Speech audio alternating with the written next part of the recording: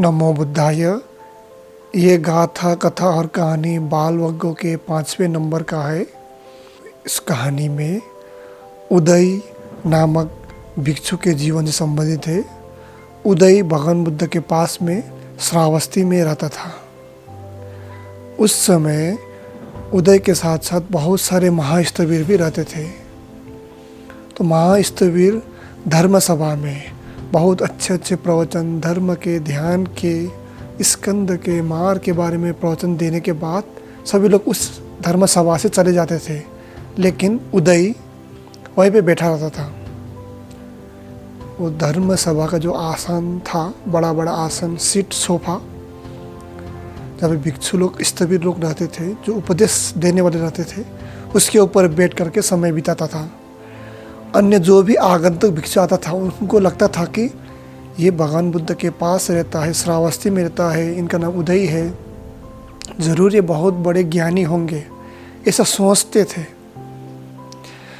क्योंकि ये उदय रोज़ वहाँ पे बैठता था। तो बहुत सारे आगंतुक भिक्षु एक दिन आ गए उदय के पास, और उदय के पास आकर के उनको लगा था कि बहुत ज्ञानी होंगे।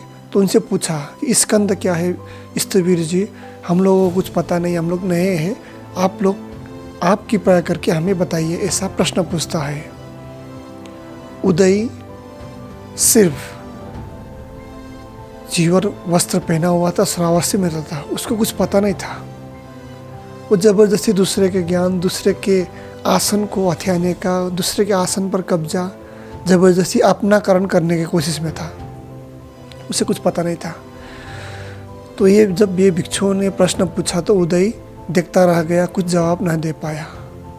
आगंतुक भिक्षु को लगा कि अरे उदय तो यहीं पे रहता है, इतने ज्ञानी है, क्यों नहीं दे पाया। तो भगवान बुद्ध के पास ये समाधान, ये समस्या को लेकर के समाधान पाने के लिए जाता है। तो भगवान बुद्ध बताते हैं कि अरे भाई, आप लोग उदय को ज्ञानी समझ रहे हो, लेकिन ये बहुत ही चालाक है। ज़बरदस्ती दूसरे के आसन, दूसरे के विहार, दूसरे के वस्त्र अपना बनाना चाहते हैं। ये सिर्फ दिखावा के लिए है, इसके अंदर कोई ज्ञान नहीं पड़ा है। इसीलिए ऐसा कह करके भगवान बुद्ध उन सभी को गाथा कहता है। तो ये गाथा इस प्रकार है।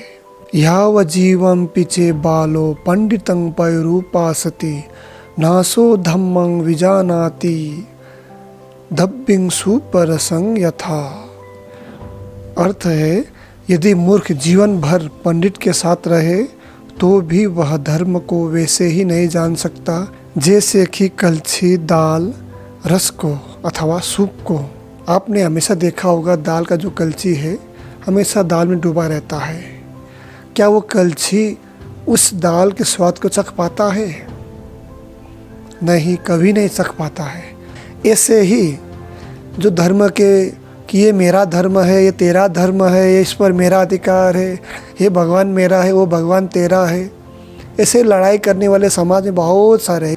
अगर सही में कोई रस को चख सकता है तो वो वही है जो शुद्ध रूप से धर्म को पढ़ता है, शुद्ध रूप से परंपरागत जो धर्म के अनुसार चलता है, उसमें कुछ अपनापन नहीं थोपता है, वही धर्म को जान पाता है। तो भगवान बुद्ध कह रहे हैं कि जैसे कलछी दाल के रस को नहीं चख पाता है, उसी प्रकार सैकड़ों वर्ष, हजारों वर्ष आजीवन किसी ज्ञानी व्यक्ति, पंडित का अर्थ होता है ज्ञानी, जो ज्ञान से भरा पड़ा है, जिसके अंदर सच्चा ज्ञान हो, जो अरहत बन गया हो। अगर कोई मूर्ख किसी पंडित के साथ, ज्ञानी के साथ, अरहत के साथ जीवन भर भी रहे, वह कुछ नहीं जान पाता है, वो भी कलछू या चम्मच के भांति है। तो आप सब भी इस गाथा से समझ गए होंगे कि आपको क्या बनना है। सही में ज्ञानी बनना है तो या तो कलछू बनना है, चम्मच बनना है, जो रस को नहीं चख पाता है, जो धर्म को नहीं चख पाता है। तो इसको समझते हुए, सिद्ध करते हुए आगे बढ़े। एक उपासक ने पंडित वग्ग के बारे में पूछा था। बाल वग्ग के बाद पंडित वग्ग है। बाल माने अज्ञानता, मूर्खता। इसको समझेंगे फिर पंडित क्या होता है, पंडितपन क्या होता है, पंडिताई क्या होता है, ज्ञान क्या होता है, अरहत क्या होता है, इसको भी जानेंगे। नमो बुद्धाय।